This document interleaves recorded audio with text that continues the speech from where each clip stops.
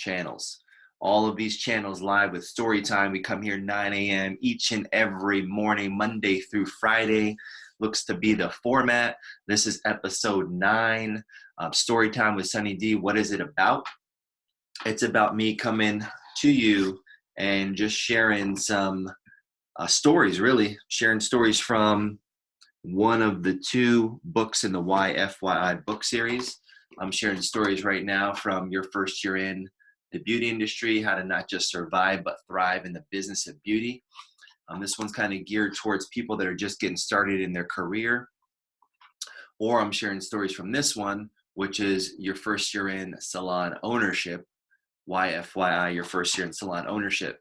And how these 2 books came about was me just kind of thinking, let me collect my thoughts. Maybe I have a few things I've collected over the years. I mean, I've been in the beauty industry not as long as some and a little bit longer than others.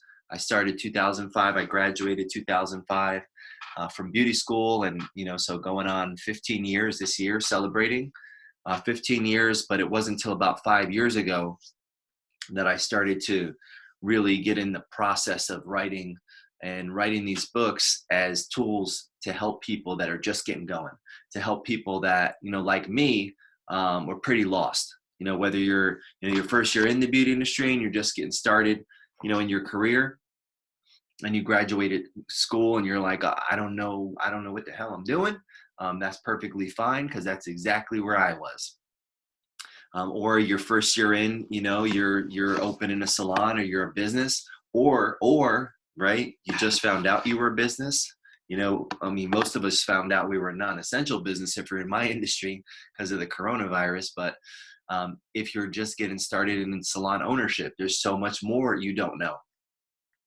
I thought because I cut a lot of hair and I did it pretty decently, that I was qualified somehow to open up a business. And then when I opened that business, I realized real quick, I wasn't qualified at all. So that was an eye opener. But I'm having a lot of fun because I'm able to tinker. I'm able to grab that little piece of freedom where I can kind of make my own bed and I get to sleep in it. I can live and die, by my sword, and so that's kind of what pumps me up to know that I have that option. And then, working with StoryTime, is just another idea. It's another way that I'm like, yeah, I was thinking about doing this. I wanted to do this, but I never did this. And now I have the opportunity to do it. So now I'm doing it, because we all have nothing but time right now. We have nothing but time. We were sitting there, all of us were sitting there. We were wondering, when are we going to get a break? When are we going to be able to take a break? When are we going to be able to, have a little vacay, right? And then what happens? March comes, Corona jumps out of nowhere and puts everybody on a furlough, long vacation. So as we're all on vacation right now, whatever you want to call it, some people aren't going to call it vacation, and yeah, you probably shouldn't. But as we're all on this thing, whatever you want to call this thing is, this trip, we're, having to figure out a lot of different things. We're also getting to test a lot of different things. So I'm testing a lot right now. And, this story time is one of them, but also just, the day to day for me, putting in the hours hasn't really changed. If anything, it's increased, because I'm finding that I can do a lot more, and than I thought I could. I'm figuring out what to do with the minutes that I have in the day. I'm figuring out what to do. How do you generate now revenue? Because now, if you worked with these, right, if your hands were your main 2 tools and now your hands been put on the sideline, you've got a situation on your hands, no pun intended. But the situation on your hands is now you've got to figure out another way to be able to produce. Produce what? Produce revenue, produce for you, produce for your family. If you're like, in my position where, I have, 4 salons in 2 cities or in 2 states across 4 cities, I've got to figure out not only how to produce for me and mine, but also my team. my extended family.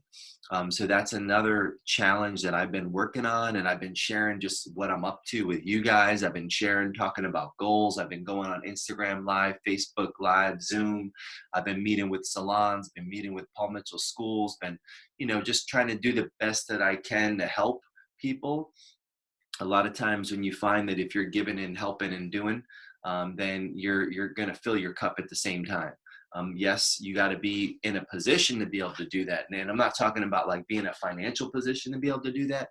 I'm just talking about being in a headspace to be able to do that, being in a health space to be able to do that, and staying hydrated. I felt a little drained, because I've been pulling some late nights. Sometimes I'm starting at 5 a.m.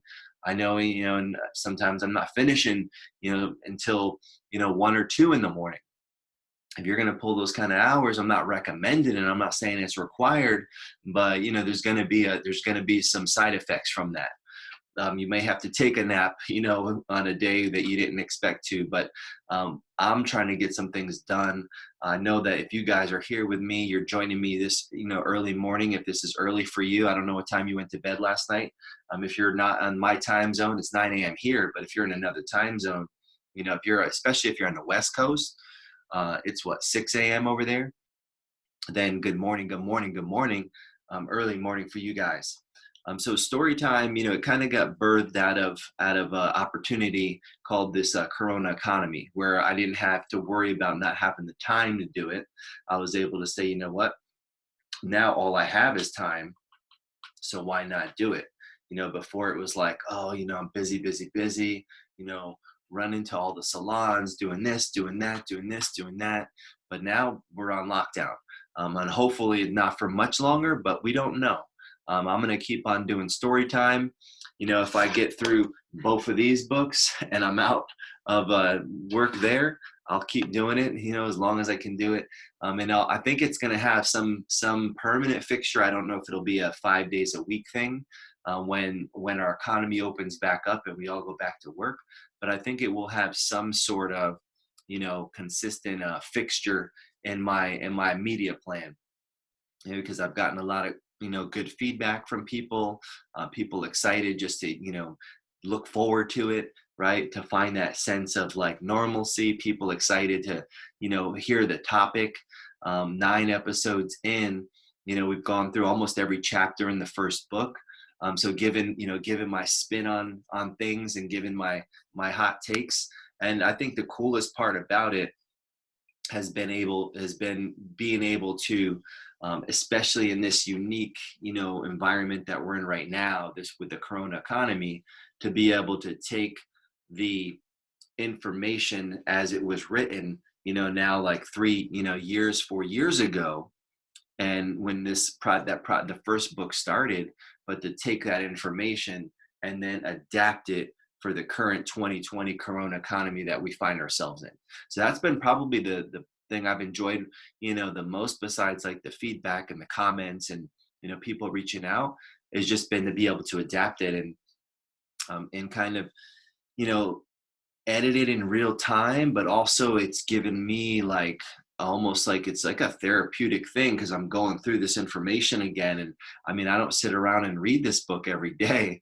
Like, I wrote it, I go and I speak about it, but it gives me an opportunity to go back through it and kind of reinvigorate like the senses and kind of the touch points where I was at in those moments. And then I'm also seeing then, okay, boom, what's next? I'm seeing like what is on the other side of this. I'm seeing all these things are popping into my head. So that's fired me up. So I've been having a lot of fun doing it. And hopefully, if you've been coming, I know some of you guys are pretty consistently here. I hope you're having a lot of fun too. Let's take a little sip of my tea. I got a nice hot tea going on. Hot tea with a little honey. Tastes good. Keep the vocals good. Got to keep the vocals good. If it works for Mariah Carey, it might work for Sonny D. That's what I'm saying. So as we're looking into today, as I'm looking at the chapters, let's see what we got going on over here. I'm going to pop over on the Facebook, say, hey, what's going on? What's up? If you're over here on the gram, what's going on? Lydia, Deborah, what's up? What's up? Good to see you again. Social distancing again. Here we are again. But if you're on Facebook, if you're on Instagram, how you guys doing? And if you have a copy of the book, then read along. If you don't, then that's all good. You can grab one at some point if you want.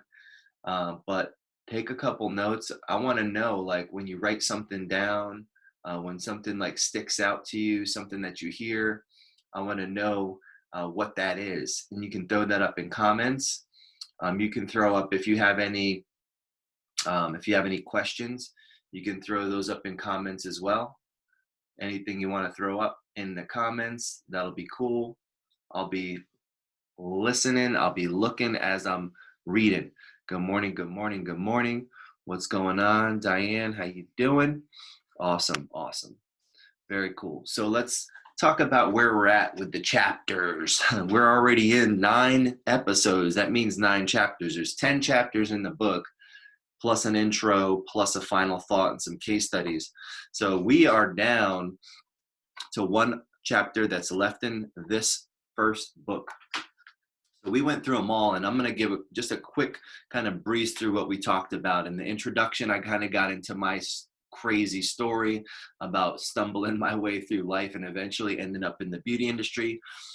We got into the first chapter, why is this industry for you? We talked about your why and how important it is to make sure you anchor, your dreams, your goals, where you're going to that why. And if that why is not strong enough, that's number 1, right? You got to figure that out. Because if you're willing to abandon your dream and your goal, and you don't have it anchored properly, it's not anchored to something that's going to pull you through any shitstorm that may come, like the one we're in right now. So that's what that first chapter is about. Chapter 2, that's one of my faves. Resumes, portfolios, and other waste of time. I'm working on setting up the live Zoom. I'm probably going to be doing that next week. I'm going to do an online event, and I'm going to go just directly at that chapter. I'm going to rebuild the resume of the future. Now, for a lot of us, that are out there, it might be something you want to tune into, because you might find yourself thinking, yeah, I'm in a non-essential industry. Maybe I'm going to think about trying to secure myself a little bit better, and I'm going to start putting my resume out there. That may be one thing. Some of you might be thinking, well, I may not have a job to go back to, or industry. It's not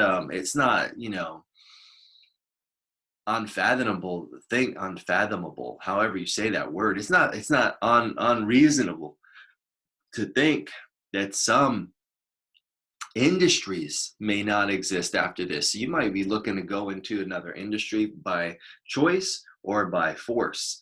But I'm going to go into that chapter, and I'm going to do an online live Zoom like I'm doing now, where you can come in, and I'm going to go through the process of building the resume of what in my head and what I see as a person that hires people and interviews nonstop, just looking at what I think that resume of the future could look like. So that chapter and that live event coming soon. But yeah, that's one of my favorites. And then chapter 3 was salon interviews. It's not love at first sight. How to interview a salon owner.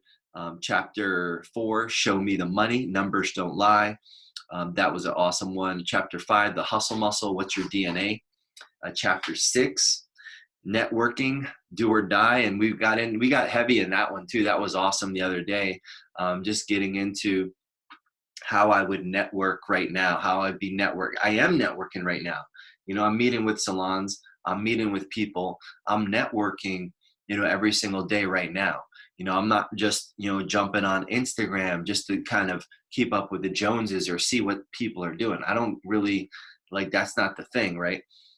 The networking chapter that I read the other day, that's something that you could be doing right now in a heavy way, especially if you're if you're out of work and you don't know if you're going back, A, and you don't know if the business is going to be around, B, and you don't know if you're going to I mean, if there's even going to be a possibility that your industry might just vanish. So now's the time to be networking, meeting people from other. And I was telling you guys over there on the Facebook, and I'm telling you guys over here on Instagram, now is the time to be networking, to reaching out to other people, striking up a conversation, whether you're doing it through Instagram, whether you're doing it through Facebook, whether you're doing it through Zoom, whether you're doing it through Twitter, whether you're doing it through Snapchat, whether you're doing it through TikTok. I don't give a damn what you're doing it through, but you just got to be doing it.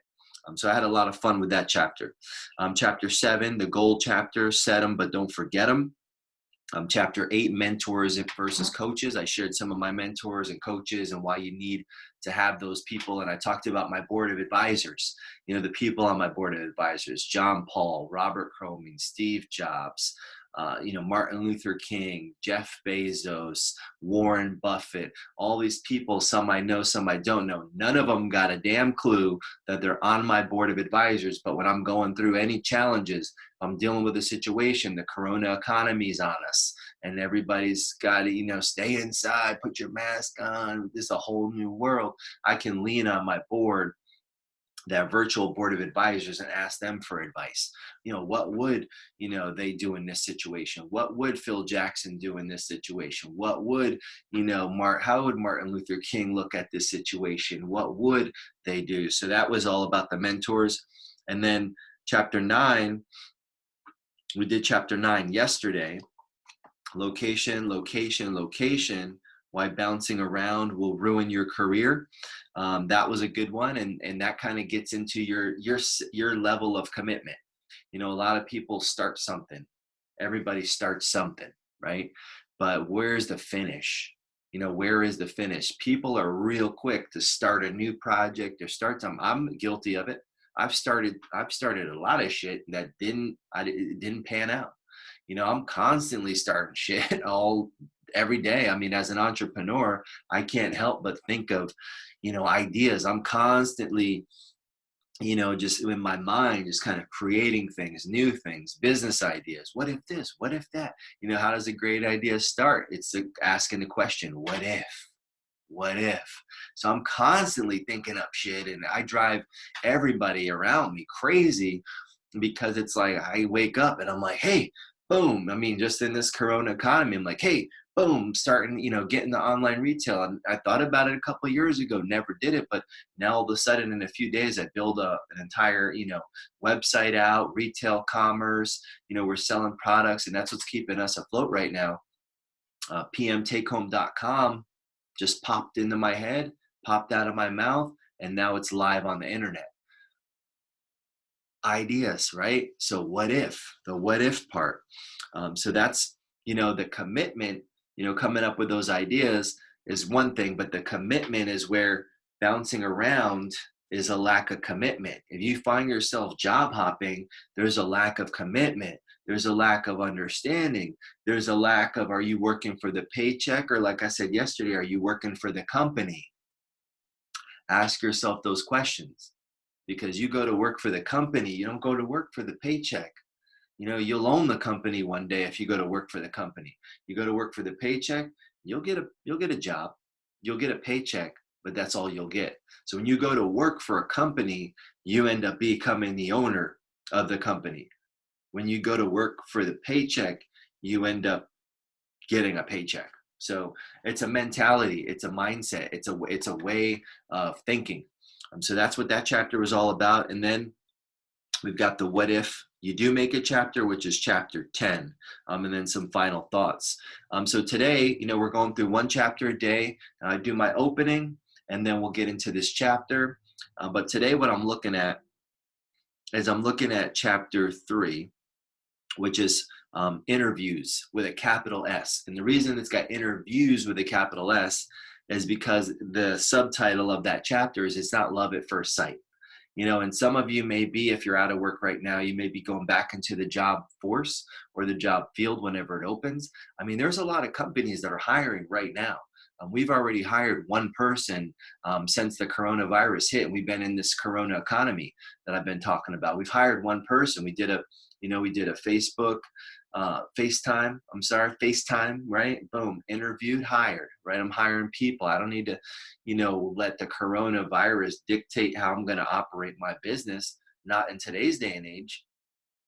Maybe 30 years ago when we didn't have tools. I mean, right now, think about it. I'm streaming over here on Instagram. What up, Graham? Talking to you guys on Facebook. What up, Facebook? I'm using Zoom to broadcast it live on my Facebook feed. How the hell would you? And then I'm hiring people. I'm recording a podcast over here.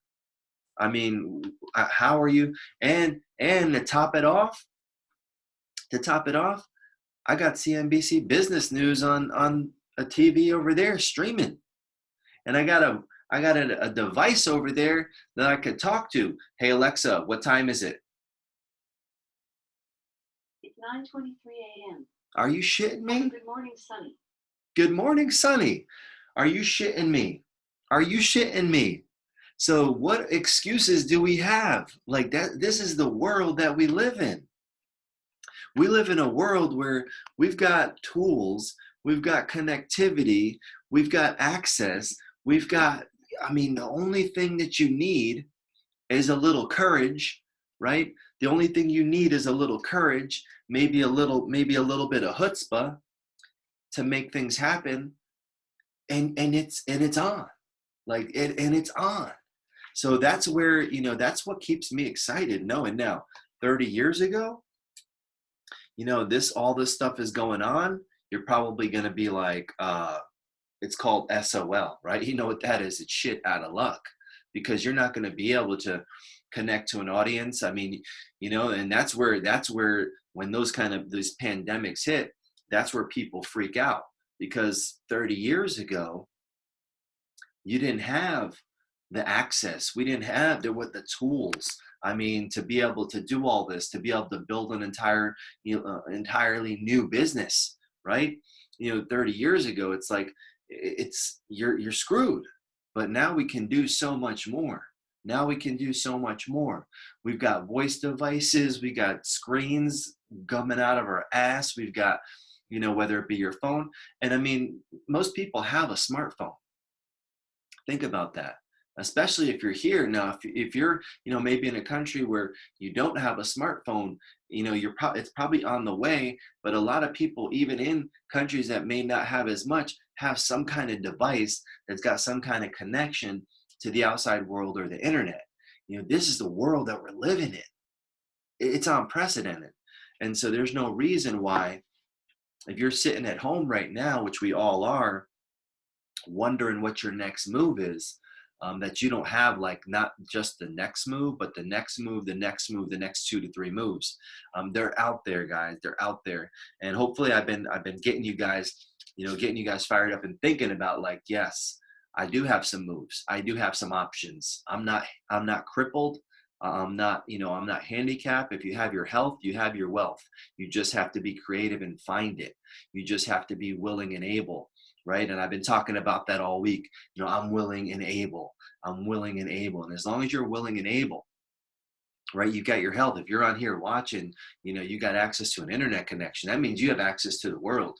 You have access to that company. You have access to that CEO. You have access to that job opportunity. You have access to the world. So we're going to get into this chapter, Salon Interviews. It's not love at first sight. The reason I wrote this chapter was really to help people that are getting started or just getting out there to go into an interview and not just be an interviewee, but learning how to be an interviewer, because you have to interview that salon, right? You have to interview that salon owner. You have to, there's certain questions that you're going to need to understand, like, they need to be asked, they need to be talked about. There's certain things that you're going to need to say and do, but you have to be willing to do those things. A lot of people, when they come into the interview, they're sitting there and they're just like they're existing in the interview, but they're not like participating in the interview. And if you're going to go into an interview, I want you to think, like, what do you want to get out of that interview? And so when I wrote this chapter, that's really kind of what it was about. It's like, what do you want to get out of the interview. What's your goal? What are you trying to get out of the interview? And what do you need to ask in the interview? And how to become an interviewer. So that's what this chapter is about. Salon interviews. It's not love at first sight. And if you're not in a salon, I know I got a lot of people on here in a lot of different fields. You could take the word salon out, because this book, again, is a business book, getting your career jump started. Not necessarily it only works in salons. It works in business, period. So if you're going into an interview, I want you to think about some of these things. So here we go, chapter 3. And as all chapters in the book we start off with a quote. Get some of that pumpkin spice tea. All right, so sometimes the heart sees what is invisible to the eye. H. Jackson Brown Jr. Salon interviews. It's not love at first sight. Yep, you got it right. This is a chapter on interviews. Interviews with a capital S. When are you going to start? What are you going to say? Where do you go? What do you do? Many people think it is love at first sight, and I am here to tell you it is definitely not. Getting hired at the first salon you interview is kind of like marrying the first person you date. You would never think about doing such a thing. It is ludicrous. Well, it is the same with salon interviews. I know when I was in school, I was thinking about salon interviews and I was hearing about salon interviews. But the problem was I was not doing salon interviews. If you already finished school and you are reading this and you have not done any interviews, then you are behind the ball. If you are in school and you're reading this, start interviewing right away. Now, I know what you're thinking. What do you mean start right away? I have no experience. I have no idea what I'm doing. I just started school, for crying out loud. My recommendation remains the same. Start right away. The sooner you start, the sooner you can qualify or disqualify different suitors. It is like dating. You're going to date probably more than one person before you find the one. As you are going on these dates or interviews, I want to give you some key questions and tips I think will make your salon interviews a success. I know you have all these great questions in your head. Have you heard about good questions to ask, and have you probably maybe Googled some questions to ask? The challenge for most is having these questions written down. Again, I've done a great deal of interviews in my time, and I did not notice that being the case in most interview scenarios.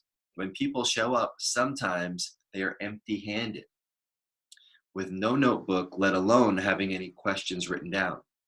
You will most likely think about questions that you have on your way home from the interview. They are going to hit you on your way as you're driving away or walking out the door, and it's going to be too late. So have your questions and make sure you write them down. I would recommend at least 5 questions. You may have to force yourself to ask them. I'm going to give you some of the key ones that I think are the key ones. Now, I'm going to jump in here for a second. It seems like, oh yeah, but I'm telling you, 2020, 2019, 2018, I've been a salon owner, operator for 10 years. And we're talking, I don't know, 1,000 interviews. I don't know. No, I've never had people don't show up with, here's my questions written down. It don't have to be anything fancy. It's not like you're handing them to anyone. You've got it, right? You got it. You got the questions. They're on your phone, right? At least I like written down, because then you could write the answers. And some people can type without looking at their phone, but a pen, a paper, a notebook, have some questions written down. It seems so trivial. It's a small thing, but it's actually a huge thing. And it's those little things that make the big difference. So write your questions down. Back to the book. Actually, these are some of the ones that I never hear, which I am pretty surprised by. Now, as you are looking at these questions, you can start to formulate your own. But these are some of the key ones you're going to want to know when you are interviewing. I want you to know it is a two-way street. Not only is the salon interviewing you, you are interviewing the salon or the whatever place you may be applying at. You should be interviewing the salon to see what kind of suitors they may be, because I am sure there are things you have in mind that you want and things that you do not want. Just like dating, you have questions in mind and you have things that you will not tolerate. Sometimes we end up in relationships, and before we know it, we are in way too deep, dealing with things we would never put up with. Since we never wrote it down and it was never made clear by asking questions in the first place, we struggle to figure out who takes what, who keeps the dog, and so on and on and on. When you go into an interview, here are some of the key questions you should ask. Number one, continuing education. This seems to be a hot topic. What is the schedule of continuing education, and how often does the salon train? I have heard stories and have had stylists tell me that the salon they are interested in has continuing education. But what does it look like? Does that mean once a week, once a month, once a year? You want to know the schedule. So what is the schedule for continuing education at your salon? Number two, career path. What does your career path look like? Meaning, what are my opportunities for promotions? What are the different levels and requirements for a promotion? What can you be expected to receive from a promotion? These are great questions to ask, because sometimes a salon will make things up on the fly. I'm sorry, but I know that a lot of salons that are open by frustrated former stylists who have not decided to commit to any form of career path or systems, and now all of a sudden they're out there hiring. I know if I'm a stylist going into a salon, I not only want the answers to these questions, but I also want to see everything in writing. Now, is it too forward for you to ask to have these answers in writing? I don't think so. I actually think if you're in the right scenario and you're interviewing the right salon owner, they would be more than forthcoming to show you an example, whether it be in an operations manual or some other form. The key is that it is written somewhere, you can see it and see it exists. Once you start, it's very hard to stop and regain this ground. So we're talking about systems.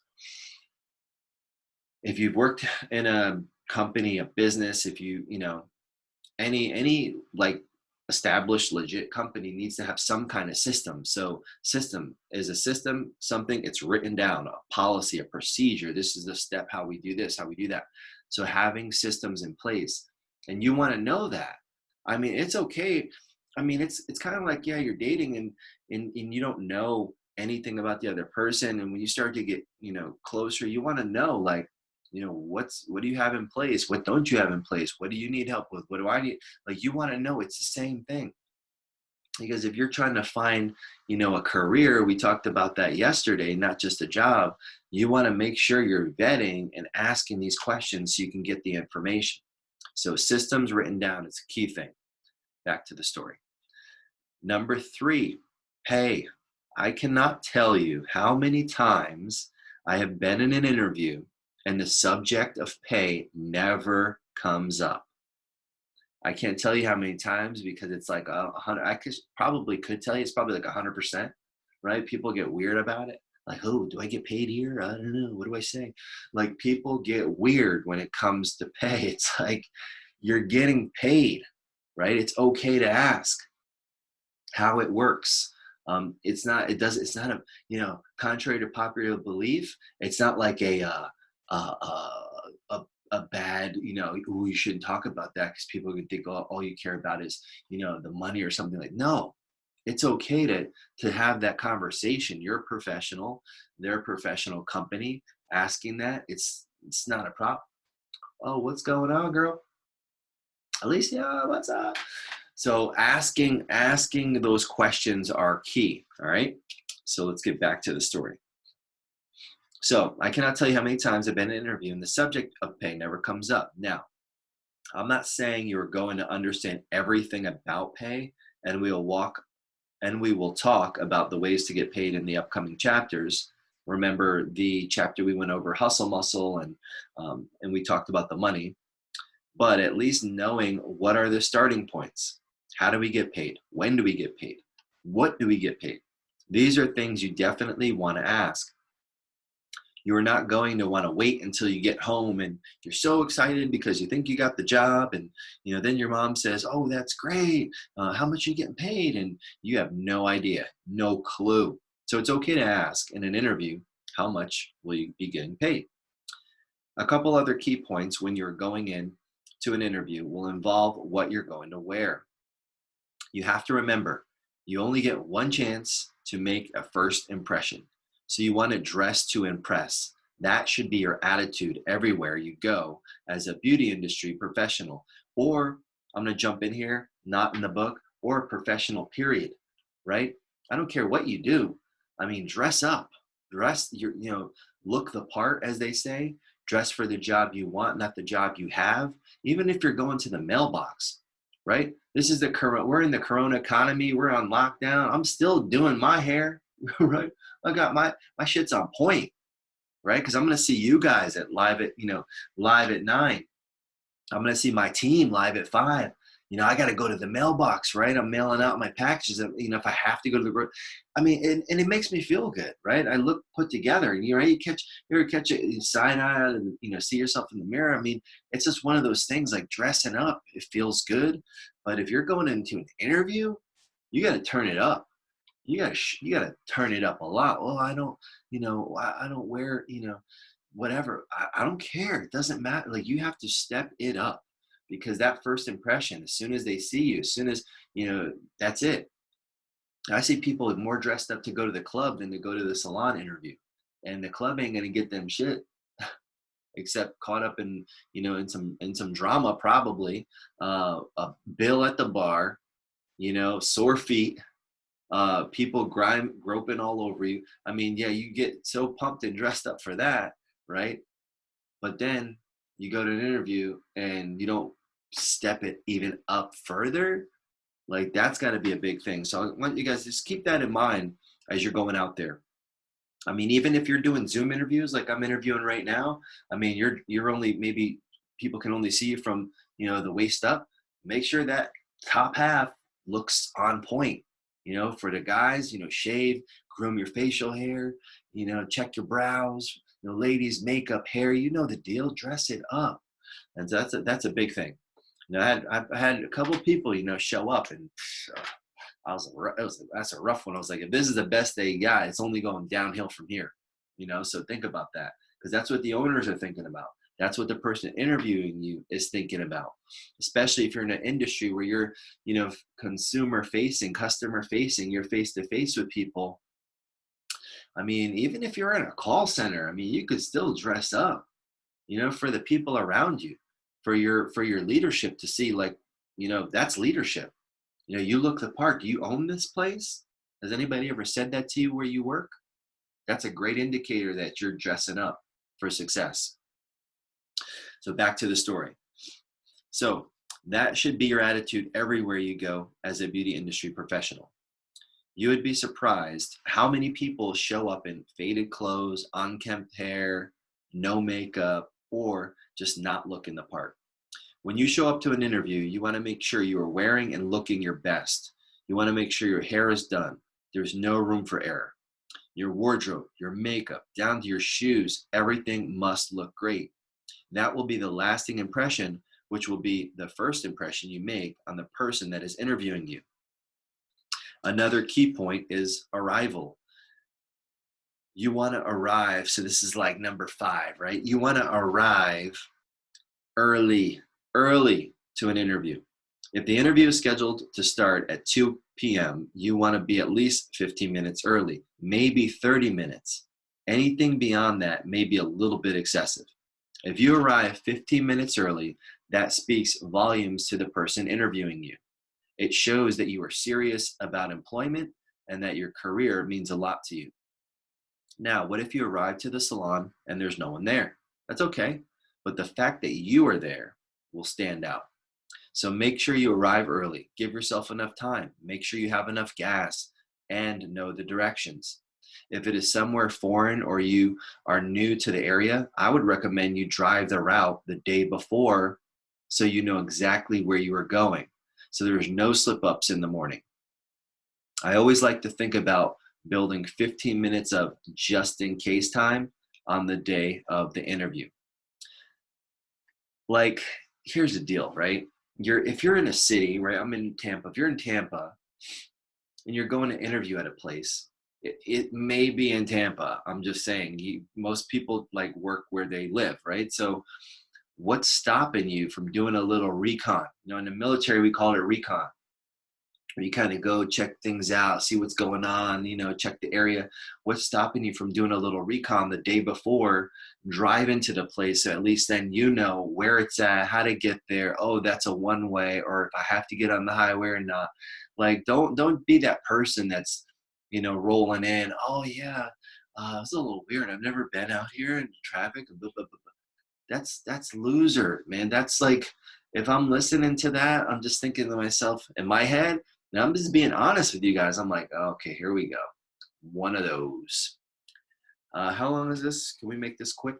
So it's one of those things where being on that side of the fence of like, I'm going to make sure I know where it's at. I want to get there early. No, I'm not leaving any room for error. Things, Murphy's Law, right? What can go wrong will go wrong. Shit's going to happen. Something's gonna, people in the traffic, this, that, and the other. So you need to be ahead of that. So I want you to be thinking about that. 15 minutes of just in case time. All right, so this is like number 6, the next important key, staying late.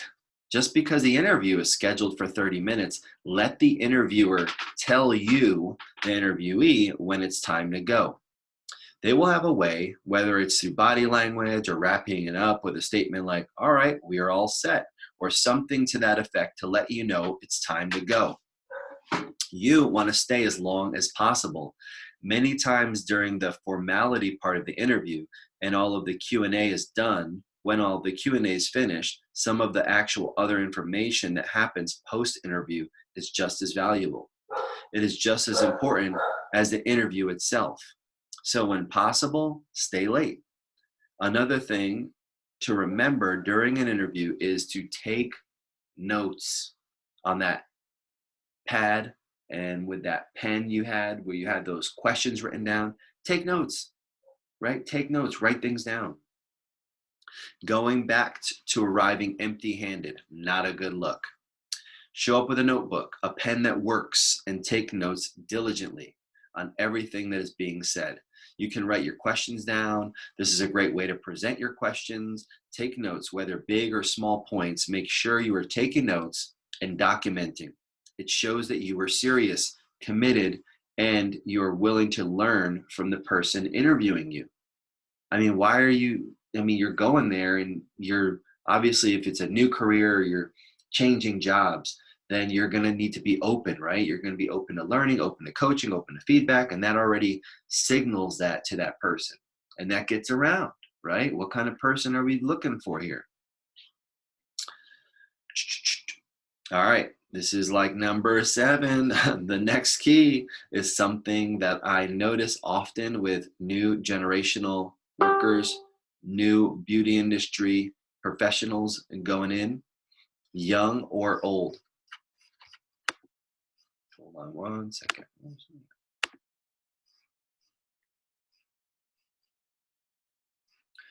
All right, new professionals going in, new generational workers, young or old. I notice this being a very big void. The void that I'm speaking of is the ability to follow up. Not just follow up, but follow up persistently. Follow up persistently. One of my mentors has always said that the fortune is in the follow-up. There are a few key things that I like to think about when it comes to following up. When you're following up with somebody, the first rule of thumb is that you continue to follow up until someone dies.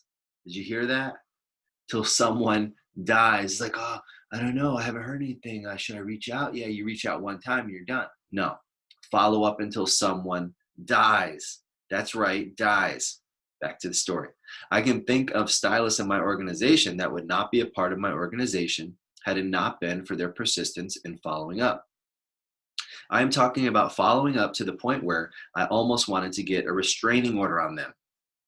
That is how much they followed up. They did not wait around until I got back to them. Let's talk about that. So you decided there's a salon you're interested in. You send them an email. You send them an email one time and you don't hear back from them, not in a day, not within a week, and you get offended. Well, they didn't email me back. They must not be interested, you say to yourself. Here's my recommendation on that. If you are attracted to a company that is growing and you email either the decision maker or the owner, whoever that person may be, hopefully they are growing. If they are growing, they're extremely busy. So don't take it as a sign of them not wanting to talk to you or not being interested in you. I said that this is like dating, but not dating. This is not a sign that they do not want to talk to you. So, like, here's the deal, guys. People get, they get their feelings hurt, right? I didn't hear back. It's like dating, but it's not dating. It's not, oh, they don't like me. They're not gonna love me. Like, no, you gotta follow up. You gotta follow up. You're going after it, right? So if you're going after it, you have to follow up. Back to the story. This is not a sign that they do not want to talk to you, so definitely do not take it personal. Take it as they are extremely busy. Maybe they're working on growing their company. Maybe they're fielding a lot of different inquiries. You need to keep on following up with them. This has worked for me in any endeavor I have faced. I will never take it personally, and I will follow up with email after email after email. Could it get annoying? Yes, it could. But I do not stop following up until I hear a reply. No, I don't. How much is too much? Until someone dies. You guys get that over there, Graham? Till someone dies, right? That's how much is too much. Till someone dies. So that is something you need to commit to. Following up. One of the other parts about following up is that you have to be frequent. That frequency is what is going to trigger them to think about you. You need to stand out. Sending them one email a day is not too much. I had someone send me an email every single day for a week, and now that person is one of the top money earners in the company. In the beginning, I was a little annoyed, yes.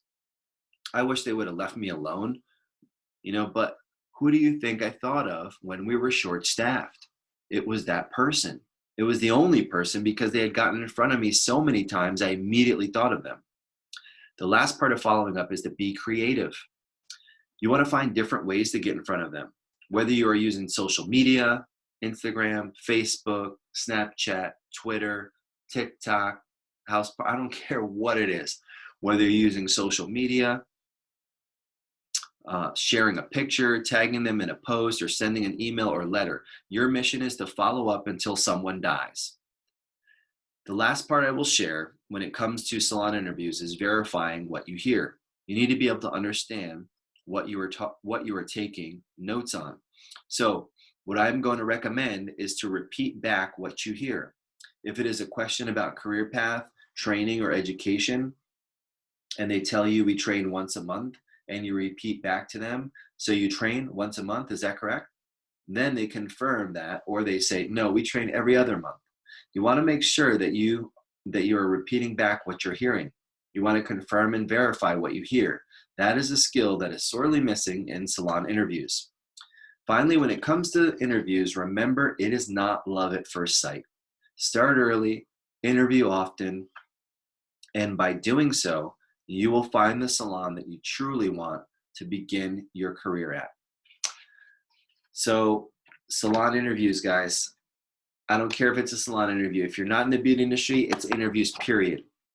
When you're putting yourself out there, like a lot of you guys are right now, you're going to be putting yourself out there, or maybe you've already put yourself out there, or maybe you need to put yourself out there because the corona economy done stole your job. You're going to need to use this skill. You're going to need to use those things that I just read about in that chapter. You're going to need to use those skills. And those skills are not, they're not, the salon interviews, like I said, take out the word salon. I got people on here, lawyer, chiropractor, nurse, teacher, hairstylist. I see all kinds of, professions on Instagram and on Facebook and on Zoom. So the thing is, being in a interview is an interview. It doesn't matter if it's for a salon, doesn't matter if it's for, I don't care what it is. Use those tips, use those approaches, make sure those key points that we went over, make sure you show up, you've got the tools ready, you've got the questions ready, you got the notebook ready, you got the pen and it works ready, you're looking better than you've ever looked before, not thinking, well, if I go to the club, I'm gonna really put it on. No, if you go to the club, right, you put it on. So if you go to interview, you really put it on. So that's the kind of attitude you got to take into an interview, because you're not trying to find a job. Remember that. You're trying to find a career partner. You're trying to come into a place and you're trying to find a potential career partner, a place for you to build a foundation, a place for you to grow, a place for you to mature as a professional, as a person, and if it's a craft, as a craftsman, whatever it is you're doing. So I want you to approach it like that, take that mentality in there. So that was our chapter 3 for today, for story time. So hopefully you guys got some takeaways. Hopefully you guys are hanging in there. I know this Corona economy has been a challenge. Trust me. It's for me. Having 4 different salons that all closed and people spread out over 2 different states and trying to figure out how we're going to make money. It's like, we got to hustle, right? We got to hustle. We got to get creative. Pretty much everything that I've been doing, I've been sharing with you guys on StoryTime. I've been sharing it with Zoom. I've been posting it on whether it be my Instagram stories, Snapchat, TikTok, Facebook, podcast, and I've been putting it out there.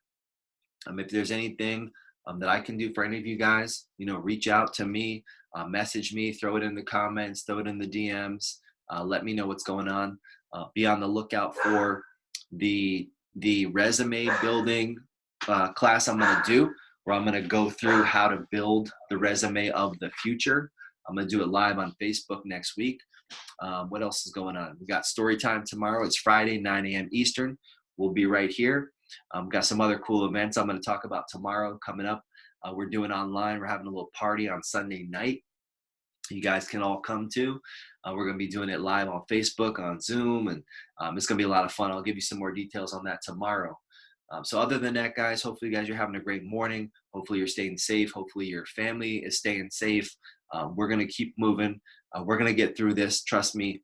When we come back, I want you guys, and that's a big thing with Storytime, I'm trying to give you guys some tools to get you armed and ready. So you're poised and you're sharpened, and, you're not just like, okay, now what? My company's gone. Now what do I do?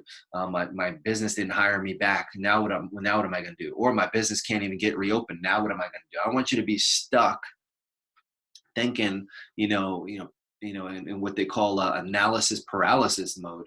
I want you to be thinking, you know what? I got some tools I picked up. I got some, put them into action now. Not waiting till May 1st, or if it doesn't open on May 1st, then you're freaked out again.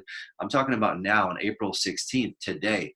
What could you put into place today instead of waiting?